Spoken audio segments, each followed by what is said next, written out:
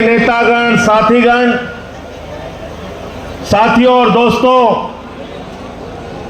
आज हम सब के लिए बहुत गर्व की बात है, खुशी की बात है कि सीबीआई की अदालत ने मोहर लगाई है कि अरविंद केजरीवाल सच्चे और ईमानदार नेता थे, हैं और रहेंगे। किसी भाजपाई की हिम्मत नहीं है उनको बदनाम करने की। एक झूठा मुकदमा उनके खिलाफ बनाया गया और यह मुकदमा बनाया गया देश के प्रधानमंत्री नरेंद्र मोदी के द्वारा, उनके गृह मंत्री अमित शाह के द्वारा एक झूठा मुकदमा बनाया गया। शराब घोटाला, शराब घोटाला, शराब घोटाला। यह मुकदमा क्यों बनाया गया? यह मुकदमा इसलिए बनाया गया कि अरविंद केजरीवाल भ्रष्टाचार विरोधी आंदोलन से निकले हुए एक ईमानदार नेता, जो दिल्ली की सरकार को ईमानदारी से चला रहे थे। एक तरफ नरेंद्र मोदी हैं जिन्होंने 12 साल में 1 लाख सरकारी स्कूल बंद किया है, एक तरफ अरविंद केजरीवाल हैं जिन्होंने आपके बच्चों के लिए विश्व स्तरीय स्कूल बनाया है। यह मुकदमा इसलिए लिखा गया,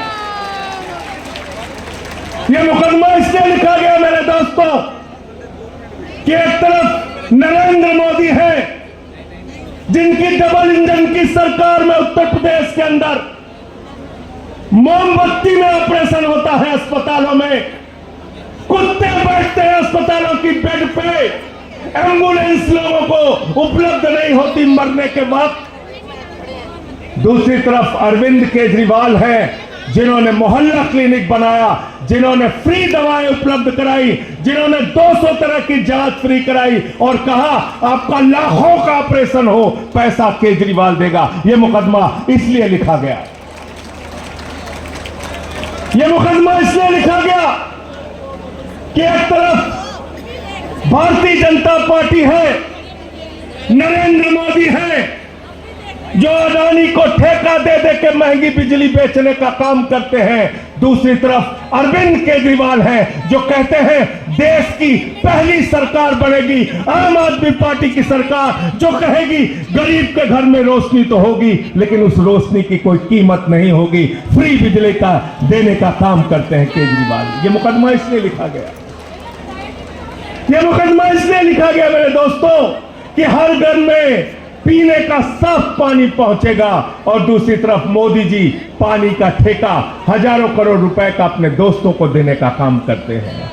यह मुकदमा इसलिए लिखा गया कि एक तरफ नरेंद्र मोदी हैं, उनकी पार्टी है जो माताओं बहनों की इज्जत नहीं करते, उनकी पार्टी के नेता बलात्कार के मामले में शामिल होते हैं। दूसरी तरफ अरविंद केजरीवाल हैं जो माताओं और बहनों के लिए बस की यात्रा पूरी तरीके से फ्री करते हैं। इसलिए यह मुकदमा लिखा गया। मोदी जी को लगा अरे भाई हम तो अपनी हिंदू मुसलमान नफरत वाली दुकान चला रहे थे, ये केजरीवाल की राजनीति अगर देश भर में फैल गई तो हमारी तो दुकान बंद हो जाएगी। तो इसलिए मोदी जी ने झूठा मुकदमा बनाया। और क्या है, कोर्ट का आदेश ध्यान से पढ़ लेना और घर घर में जाके बताना। कोर्ट ने कहा, सीबीआई की अदालत ने कहा अरविंद केजरीवाल के खिलाफ, मनीष सिसोदिया के खिलाफ, 23 लोगों के खिलाफ एक भी सबूत नहीं है जिसके आधार पर इसका ट्रायल चलाया जा सके। लाखों मुकदमे में एक मुकदमे में ऐसा फैसला आता है, ट्रायल के योग्य भी नहीं समझा इस मुकदमे को। लेकिन कल से मैं भाजपाइयों को देख रहा हूं, अरविंद जी कल से भाजपाइयों को देख रहा हूं, छाती पीट रहे हैं बेचारे, छाती पीट रहे हैं, छाती पीट रहे हैं। जब मनीष सिसोदिया गिरफ्तार किए गए, मोदी जी ने कहा बहुत सबूत है, बहुत सबूत है, बहुत सबूत है। भाजपाइयों ने कहा बहुत सबूत है, बहुत सबूत है, बहुत सबूत है। मोदी मीडिया ने कहा बहुत सबूत है, बहुत सबूत है, बहुत सबूत है। जब अरविंद केजरीवाल गिरफ्तार किए गए, कहने लगे मोदी जी के पास कई ट्रक भर के सबूत है। अरे अमित शाह तो अपने घर में खोल के सबूत गाड़े हुए हैं। इतना सबूत है, बहुत सबूत है, बहुत सबूत है, बहुत सबूत है। गोदी मीडिया वालों ने कहा केजरीवाल के खिलाफ बहुत बहुत बहुत सबूत है। फिर जमानत रद्द हुई मनीष सिसोदिया की, बोले देखो जमानत रद्द हो गई, बहुत सबूत है। हाई कोर्ट ने जमानत रद्द की, बोले बहुत सबूत है। सुप्रीम कोर्ट ने की, बोले बहुत सबूत है। सत्येंद्र जैन गिरफ्तार हुए, बोले बहुत सबूत है। अरविंद केजरीवाल की जमानत रद्द हुई, बोले बहुत सबूत है। हाई कोर्ट से रद्द हुई, सुप्रीम कोर्ट से रद्द हुई, बोले बहुत सबूत है। फिर जमानत मिल गई, जमानत मिल गई तो बोले अरे अभी तो जमानत ही मिली है। तो सौरभ भारद्वाज ने कहा कोर्ट से जमानत ही तो मांगी थी, जज साहब अपनी किडनी दे देंगे क्या?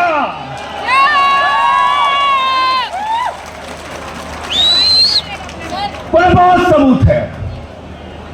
गोदी मीडिया वाले कहते थे अरे इन आम आदमी पार्टी वालों को, या मनीष सिसोदिया को, केजरीवाल जी को, सत्येंद्र जैन को, संजय सिंह को तो बस चले तो इसी टीवी चैनल पे फांसी दे देना चाहिए, इतना सबूत है। लेकिन जब कल फैसला आ गया, कोर्ट ने कहा अरविंद केजरीवाल बाइज्जत बरी, मनीष सिसोदिया बाइज्जत बरी, 23 लोग बाइज्जत बरी, शराब घोटाला हुआ ही नहीं।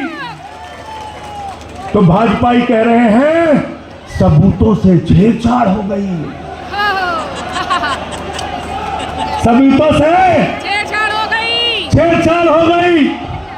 मैं कहना चाहता हूं भाजपाइयों, हमारे यहां उत्तर प्रदेश में कहा जाता है हिकना हिकना, तुम लोग हिकना हो हिकना, और खिसियानी बिल्ली खंबा नोचने से काम नहीं चलेगा।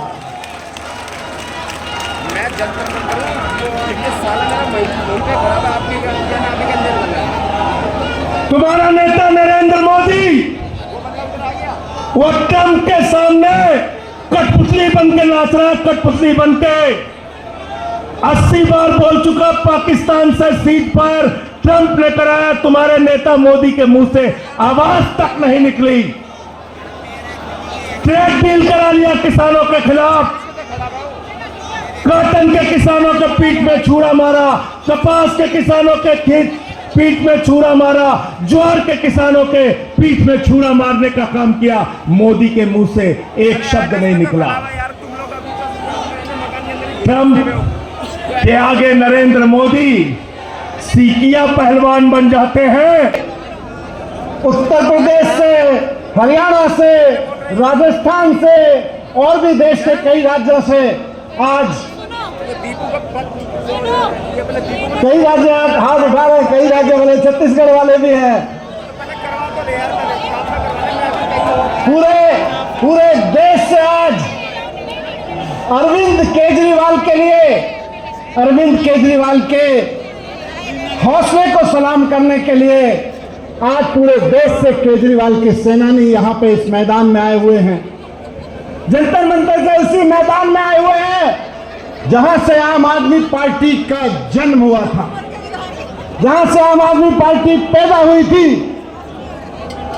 इसी ऐतिहासिक जगह से पैदा होके, इसी ऐतिहासिक जगह से पैदा होके आम आदमी पार्टी ने दिल्ली में ऐतिहासिक काम किए, पंजाब में ऐतिहासिक काम किए। 13 साल के अंदर अंदर दिल्ली, गुजरात, पंजाब, गोवा तक एमएलए खड़े कर दिए। ये एक ऐतिहासिक पार्टी इसी ऐतिहासिक मैदान से जंतर मंतर के, इसी गोपाल राय जी ने कहा, इसी नीम के पेड़ के नीचे आम आदमी पार्टी पैदा हुई जिसने इतने ऐतिहासिक काम किए। लेकिन काम तो ऐतिहासिक किए। आजाद भारत के इतिहास में सबसे ज्यादा ऐतिहासिक झूठे आरोप भी इसी पार्टी के नेताओं पे लगाए गए। सबसे ज्यादा ऐतिहासिक साजिशें आपकी ऐतिहासिक पार्टी ने झेली, सबसे ज्यादा साजिशें झूठ, सबसे ज्यादा प्रताड़ना अरविंद केजरीवाल जी और उनकी टीम ने झेली। ऐतिहासिक पार्टी ने ऐतिहासिक काम किए और ऐतिहासिक झूठ का सामना किया, ऐतिहासिक साजिशों का सामना किया, ऐतिहासिक प्रताड़नाओं का सामना किया, लेकिन एक और इतिहास रचा। बहुत ऐतिहासिक रूप से पाक साफ होके, कोर्ट सर्टिफाइड पाक साफ होके आपकी पार्टी आज फिर से जंतर मंतर पे खड़ी हुई है।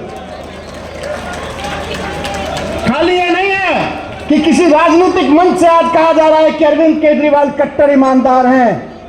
संविधान के द्वारा बनाए गए कोर्ट के द्वारा कहा जा रहा है कि अरविंद केजरीवाल कट्टर ईमानदार हैं। कहते हैं ना कि काजल की कोठरी में कैसे ही सयाना जाए, एक लीक तो लगी जाती है, एक काला धब्बा तो लगी जाता है। लोग कहते थे राजनीति ऐसी काजल की कोठरी है, जहां से गुजरोगे, जहां से घुसोगे तो एक ना एक धब्बा तो लगी जाता है। लेकिन सलाम है अरविंद केजरीवाल की उस राजनीति को जो काजल की कोठरी से नहीं, इनकी काल कोठरी से भी निकल आए, लेकिन एक काला धब्बा नहीं लगा पाए। एक धब्बा नहीं लगा अरविंद केजरीवाल पर, एक धब्बा नहीं लगा अरविंद केजरीवाल की राजनीति पर, अरविंद केजरीवाल की सरकार पर और अरविंद केजरीवाल जी की टीम पर। काजल की कोठरी से भी पाक साफ निकल के आई आज हमारी पार्टी। एक जरूरी बात लेकिन मैं कहना चाहता हूं आज,